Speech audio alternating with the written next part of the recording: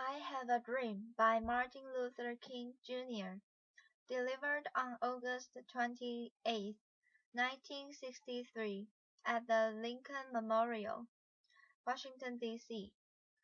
I'm happy to join with you today in what will go down in history as the greatest demonstration for freedom in the history of our nation. 50 years ago, a great American, in whose symbolic shadow we stand today, signed the Emancipation Proclamation. This momentous decree came as a great beacon light of hope to millions of Negro slaves who had been seared in the flames of withering injustice. It came as a joyous daybreak to end the long night of their captivity. But 100 years later, the Negro still is not free. 100 years later, the life of the Negro is still sadly crippled by the manacles of segregation and the chains of discrimination. 100 years later, the Negro lives on a lonely island of poverty in the midst of a vast ocean of material prosperity. 100 years later, the Negro is still languished in the corners of American society and finds himself an exile in his own land. And so we've come here today to dramatize a shameful condition. In a sense, we've come to our nation's capital to cash a check. When the architect of our republic wrote the magnificent words of the Constitution and the Declaration of Independence, they were signing a promissory note to which every American was to fall heir. This note was a promise that all men, yes, black men as well as white men, would be guaranteed the unalienable rights of life, liberty, and the pursuit of happiness. It is obvious today that America has defaulted on this promissory note, insofar as her citizens of color are concerned. Instead of honoring this sacred obligation, America has given the Negro people a bad check, a check which has come back marked insufficient funds. But we refuse to believe that the Bank of Justice is bankrupt. We refuse to believe that there are insufficient funds in the great vault of opportunity of this nation. And so, we've come to cash this check, a check that will give us upon demand the riches of freedom and the security of justice. We've also come to this hallowed spot to remind America of the fierce urgency of now. This is no time to engage in the luxury of cooling off or to take the tranquilizing drug of gradualism. Now is the time to make real the promises of democracy. Now is the time to raise from the dark and desolate valley of segregation to the sunlit path of racial justice. Now is the time to lift our nation from the quicksands of racial injustice to the solid rock of brotherhood. Now is the time to make justice a reality for all of God's children. It would be fatal for the nation to overlook the urgency of the moment. This sweltering summer of the Negro's legitimate discontent will not pass until there is an invigorating autumn of freedom and equality. 1963 is not an end, but a beginning. And those who hope that the Negro needs to blow off steam and will now be content will have a rude awakening if the nation returns to business as usual. And there will be neither rest nor tran- tranquility of tranquility in America until the Negro is granted his citizenship rights. The whirlwinds of revolt will continue to shake the foundations of our nation until the bright day of justice emerges. But there is something that I must say to my people who stand on the warm threshold which leads into the palace of justice. In the process of gaining our rightful place, we must not be guilty of wrongful deeds. Let us not seek to satisfy our thirst for freedom by drinking from the cup of bitterness and hatred. We must forever conduct our struggle on the high plane of dignity and discipline. We must not allow our creative protest to degenerate into physical violence. Again and again, we must rise to the majestic heights of meeting physical force with soul force. The marvelous new militant, mil, milet, militancy which has engulfed the Negro community must not lead us to distrust of all white people. For many of us, for many of our white brothers, as evidenced by their presence here today, have come to realize that their destiny is tied up with our destiny, and they have come to realize that their freedom is inextricably bound to our freedom. We cannot walk alone, and as we walk, we must make the pledge that we should always march ahead. We cannot turn back. There are those who are asking the devotees of civil rights, when will you be satisfied? We can never be satisfied as long as the Negro is the victim of the unspeakable horrors of police brutality.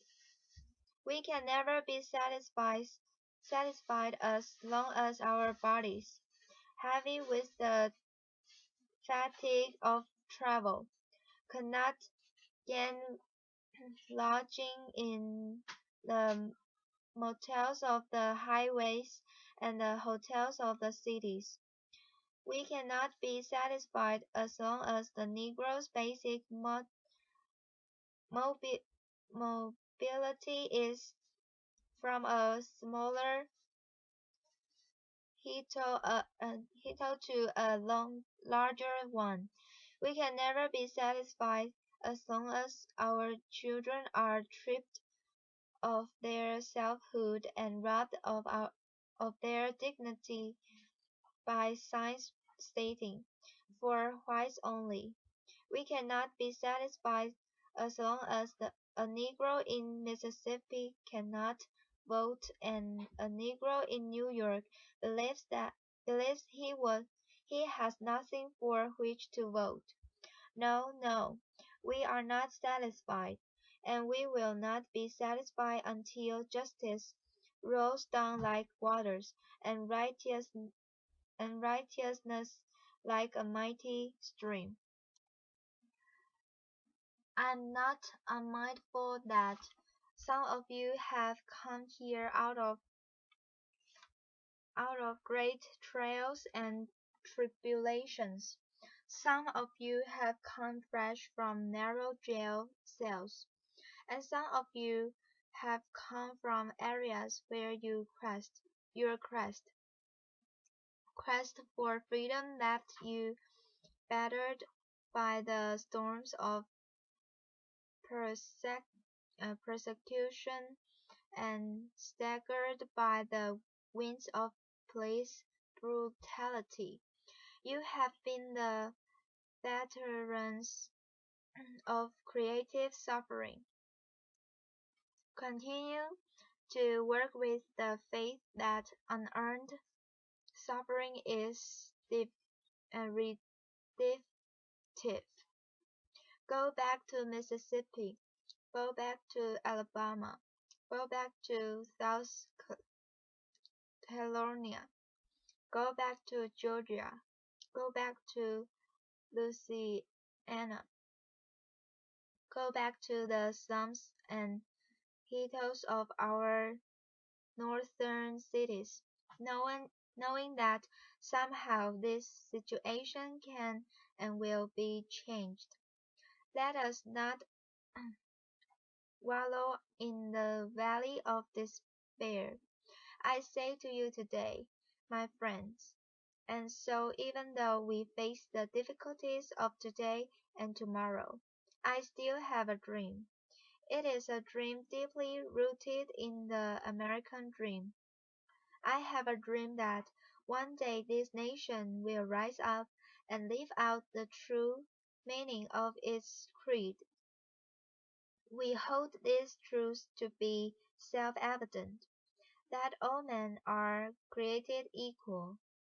I have a dream that one day on the red hills of Georgia, the sons of former slaves and the sons of former slave owners will be able to sit down together at the table of brotherhood. I have a dream that one day even the state of Mississippi, a state sweltering with the heat of injustice, sweltering with the heat of oppression, oppression, will be transformed into an oasis of freedom and justice. I have a dream that my four little children will one day live in a nation where they will not be judged by the color of their skin, but by the content of their character. I have a dream today. I have a dream that one day, down in Alabama, with its vicious racist, with its governor having his lips dripping with the words of interposition and nullifi- nullification. One day, right here, right there in Alabama, little black boys and black girls will be able to join hands with little white boys and white girls as sisters and brothers. I have a dream today. I have a dream that one day every valley should be exalted, and every hill and mountain should be made low. The rough places will be made plain, and the crooked places will be made straight. And the glory of the Lord shall be revealed, and all flesh shall see it together. This is our hope, and this is the faith that I go back to the South with. With this faith we will be able to hew out of the mountain of despair a stone of hope. With this faith, we will be able to transform the jingling discords of our nation into a beautiful symphony of brotherhood.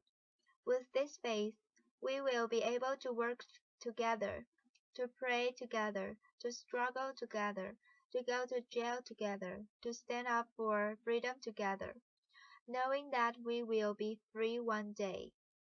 And this will be the day when all the God's children will be able to sing with new meaning. My country is of thee, sweet land of liberty. Of thee I sing, land where my fathers died, land of the pilgrim's pride. From every mountain side that freedom ring. And if America is to be a great nation, this must become true. And so let freedom ring from the prodigious hilltops of New Hampshire. Let freedom ring from the mighty mountains of New York. Let freedom ring from the heightening Alleghenies of Pennsylvania. Let freedom ring from the snow-capped Rockies of Colorado. Let freedom ring from the Cavcasus slopes of California. But not only that. Let freedom ring from Stone Mountain of Georgia. Let freedom ring from Lookout Mountain of Tennessee. Let freedom ring from every hill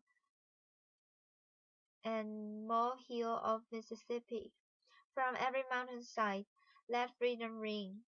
And when this happens, and when we allow freedom ring, when we let it ring from every village and every hamlet, from every state and every city, we will be able to speed up that day when all of God's children, black men and white men, Jews and Gentiles, Protestants and Catholics, will be able to join hands and sing in the words of the old Negro spiritual.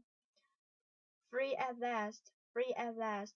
Thank God Almighty, we are free at last.